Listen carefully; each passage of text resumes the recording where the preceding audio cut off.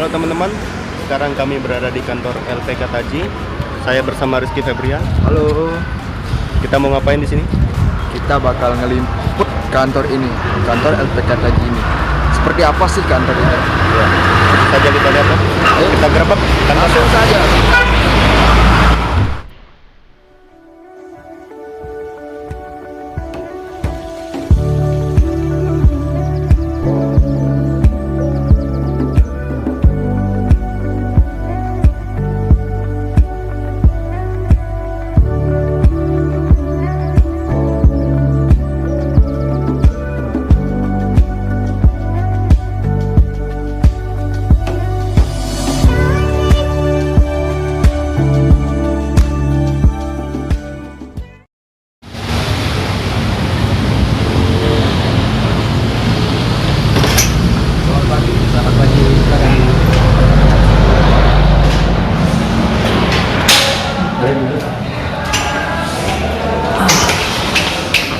Selamat pagi. Baik, selamat pagi Mas. Ya, selamat pagi. Dengan Bapak siapa? Dengan saya.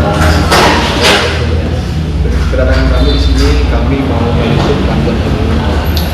Kami ingin tahu kantor apa, dan ini mau apa namanya, istilahnya gerbek gitu, ruangannya di mana. Dan langsung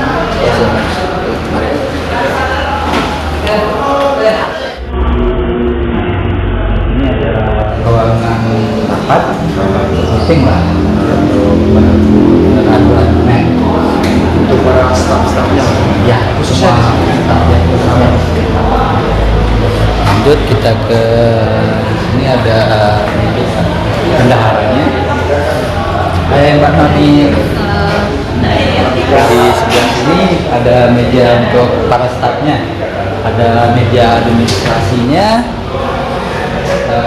untuk para senseinya, gurunya lah istilahnya senseinya.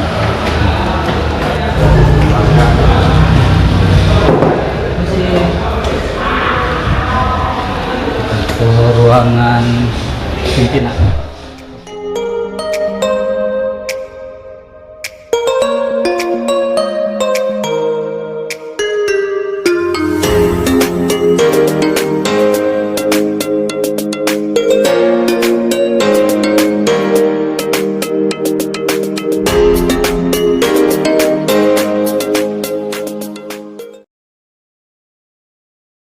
Ada tamu yang mau ngeliput tentang kita tadi.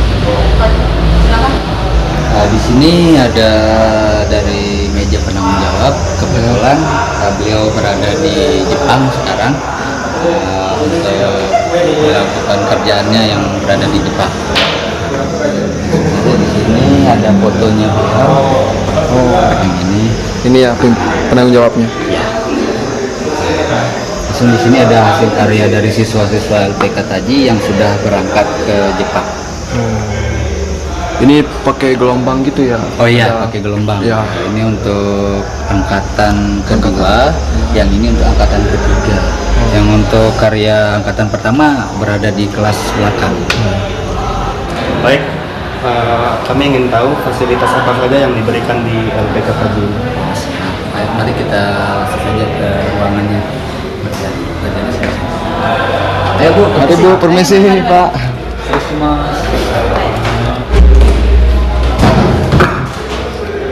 Langsung naik. Aja naik.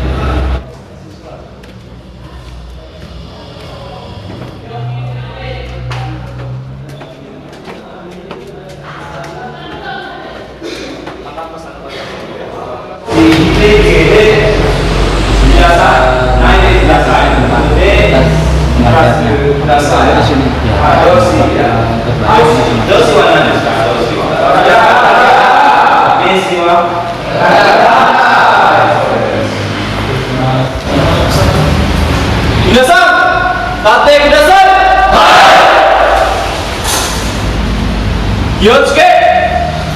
Play! Suate kudasai!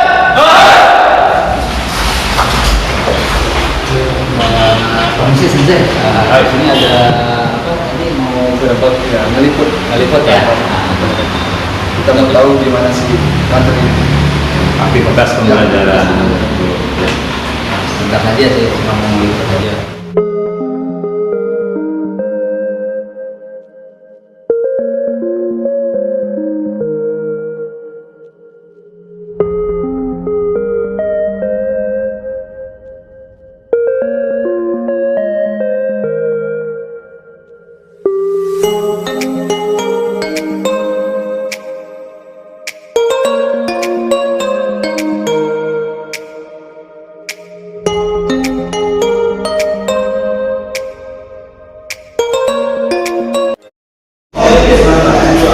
Oke guys, mencapai ya.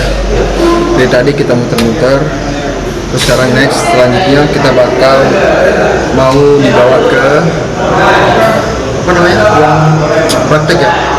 Dia Ruang beda. Dia tahu nanti kita diantre. Lanjut saja. jam 12. Bentar lagi kita makan siang.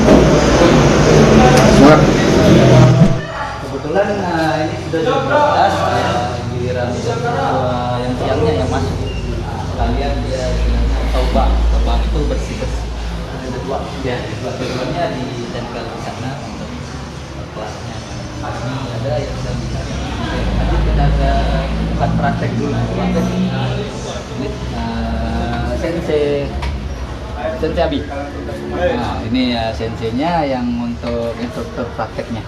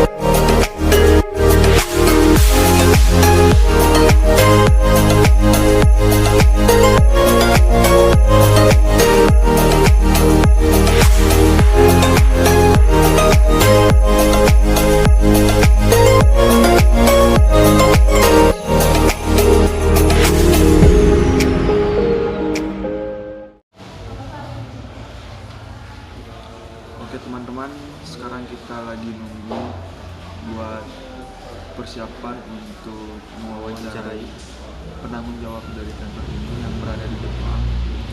Kita lagi disiapin buat modelnya kayak video call gitu. Jadi sih udah itu dari sini. Udah intensif tadi. Nah kita disuruh nunggu buat dia lagi bicara dulu apakah bisa kita wawancarai penanggung jawabnya. Oke.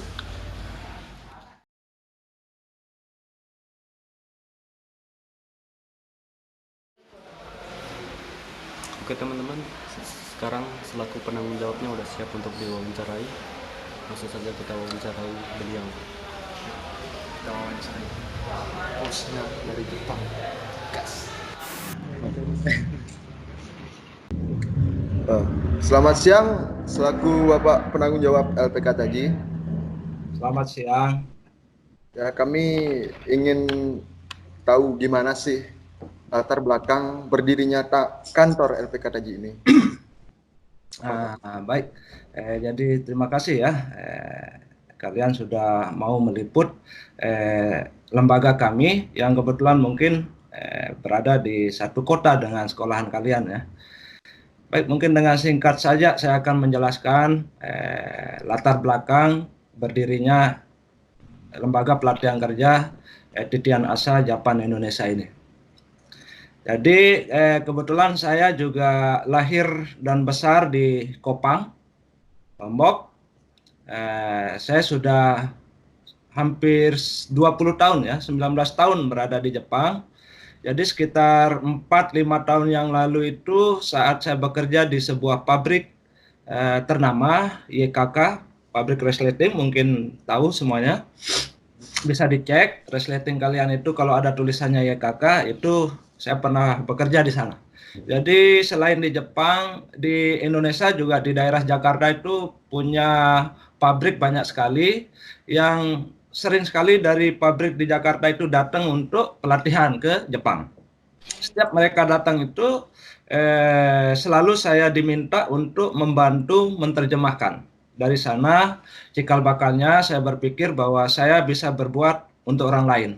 Selain itu juga di sekitar sini tempat saya tinggal di sini banyak orang Indonesia yang sering meminta bantuan saya untuk menerjemah. Jadi dari sana saya mencoba untuk bisa menjadi seorang penerjemah dan ternyata tidak gampang. Jadi saya mencari tahu salah satu persyaratannya itu kita harus lulus level 2 minimal atau level 1 bahasa Jepang. Jadi bahasa Jepang itu juga ada levelnya dari 1 sampai 5. Jadi yang tertinggi itu level 1, saya mengambil dari level 3 terus, pada akhirnya saya bisa ambil level 1. Setelah itu akhirnya saya bekerja sebagai penerjemah freelance.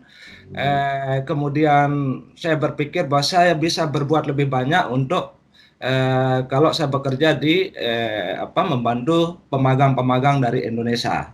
Akhirnya saya masuk ke sebuah lembaga pengawas di Jepang yang mengawasi pemagang dari Indonesia. Saya bekerja sekitar 8 bulan di sana. Akhirnya saya berpikir,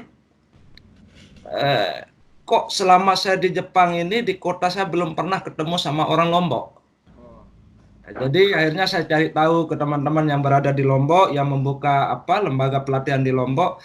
Ternyata di Lombok itu sangat sulit menemukan lembaga yang bisa mengirim langsung ke Jepang. Kebanyakan kalau orang Lombok mau ke Jepang itu mereka harus melalui lembaga pelatihan yang ada di Jakarta, ada di Bali, dan itu yang membuat notabene pembengkakan biaya yang semestinya bisa 35-40 juta akhirnya bisa 70 sampai 80 bahkan 90 juta. Itu miris sekali kan kita dengar. Benar sekali. Akhirnya saya Bismillah dengan nawaitu ingin membantu masyarakat Lombok, saya mendirikan lembaga Taji itu. Jadi saya memilih nama Taji itu juga biar familiar karena orang Indonesia tidak ada satupun orang Indonesia yang tidak tahu apa itu Taji kan. Jadi enak nyebutnya dan kebetulan Taji itu juga ada kepanjangannya. Titian, Asa, Japan, Indonesia. Titian itu jembatan, Asa itu cita-cita, keinginan, kemauan antara orang Indonesia dan orang Jepang. Makanya itu.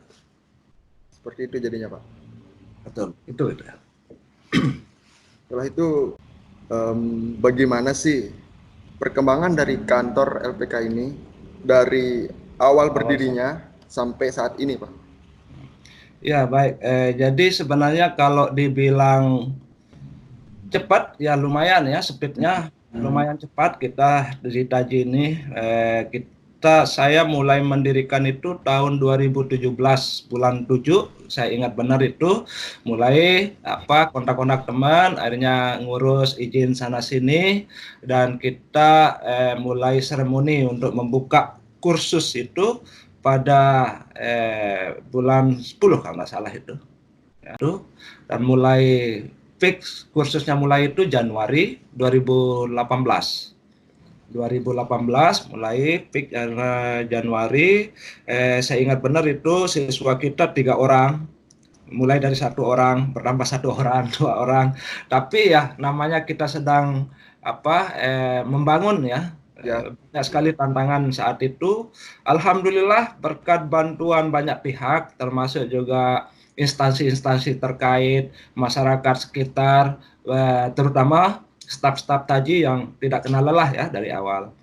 Dan kebetulan alhamdulillah saya juga bekerja di lembaga penerima di pihak Jepang yang memfasilitasi saya untuk mendapatkan izin mengirim pemagang dari Indonesia ke Jepang. Jadi prosesnya sangat pendek. Tahun 2018 bulan 7 itu pertama kali kita wawancara. Terus tahun 2019 bulan 7 pertama kali kita ngirim siswa. Itu siswa pertama kita yang kita kirim itu jumlahnya 8 orang. Lumayan banyak. Dari sana hampir 3 bulan sekali ada wawancara, kadang-kadang 2 bulan sekali wawancara, dan sampai detik ini tahun 2018 bulan 7 kita ngirim yang pertama 8 orang, bulan 11 angkatan kedua 9 orang, dan bulan 2 kemarin itu memang sedikit jumlahnya 3 orang. Tapi yang sedang menunggu pemberangkatan dan sudah mendapatkan perusahaan itu sampai detik ini sudah 50 orang. Kalau boleh tahu Pak, selama berdirinya KAJI ini pengiriman KAJI ya dari Lombok ke Jepang, udah jumlah siswanya udah berapa banyak? Ya, sampai saat ini memang kita baru mengirim bulan 2 ini ya, yang angkatan ketiga itu jumlahnya 20 orang ya. Jadi nanti bulan 3, bulan 4, bulan 5, bulan 7, bulan 11 pemberangkatannya itu sudah pasti. Jadi totalnya itu dari pertama memberangkatkan sampai bulan 11 tahun ini itu sudah hampir 60 orang ya. Jadi mereka kita berangkatkan dari Lombok itu langsung, karena memang rekrutnya di Lombok, di Kopang, pelatihannya di Kopang dan berangkatnya langsung dari Kopang lalui Bil, yaitu tentunya ada yang lewat Bali, ada yang lewat Jakarta, tergantung rute penerbangan saat itu. Gitu ya.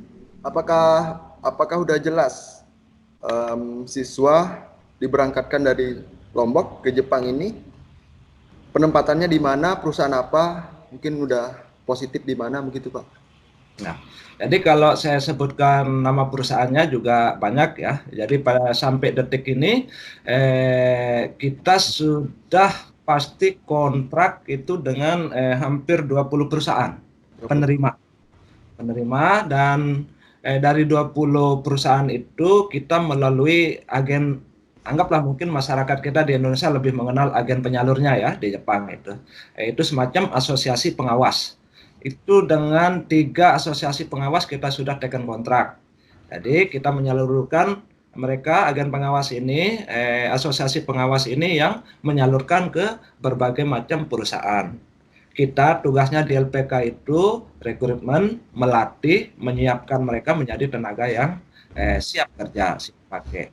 Jadi kalau ditanya perusahaan apa saja, macam-macam. Ada yang konstruksi, ada yang ngelas. Jadi konstruksi juga macam-macam, dari yang merakit besi beton, cetakan betonnya, dan bla bla, banyak sekali. Ada juga di pabrik, segala macam. Ada jahit juga ada. Terus kalau sekarang jumlah siswa kita, kalau saya lihat niche-nya itu, nomor induknya itu sudah hampir 140-an ya di TAJI. Tapi yang aktif sekarang mungkin sempat yang berhenti itu 10-15 orang mungkin karena suatu dan lain hal.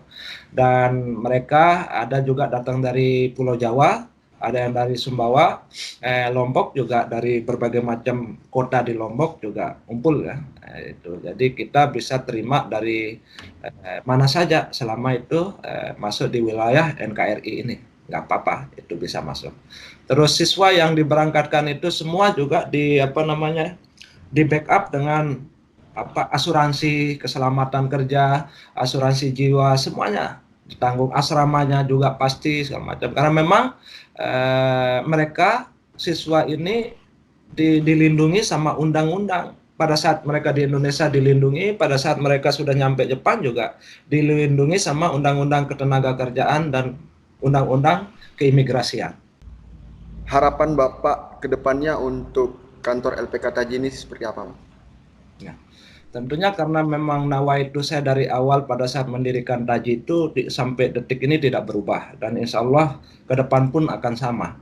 Bahwa saya mendirikan LPK TAJI ini dengan niat biar semakin banyak masyarakat Lombok yang kesulitan mendapatkan pekerjaan, terutama yang ingin mengadu nasib, ingin meraih cita-citanya ke Jepang itu bisa dicapai tanpa proses yang sangat-sangat panjang, yang ribet, yang semestinya tidak perlu. Bisa saya bikin simple, bisa dengan biaya seminimal mungkin.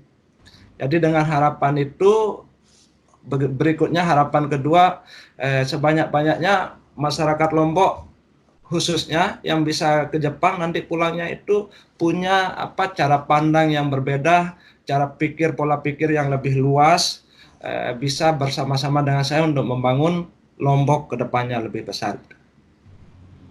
Baik, cukup itu aja. Ya Pak, terima kasih atas penjelasan Bapak tentang kantor LPK Taji ini. Sekian. Terima kasih. Arigatou gozaimasu. Hai, arigatou gozaimasu. Baik, terima kasih atas waktu dan kesempatan Bapak kepada kami untuk menjelaskan tentang perkembangan LPK Taji ini. Harapan kami semoga LPK Taji ini kedepannya semakin jaya, berkembang, dan sukses selalu. Siap, terima kasih juga telah meliput tentang LPK Taji ini. Mungkin ada kekurangan atau apa, mohon maaf. Mari. Sekian. Sama-sama. Terima kasih, Pak. Ya.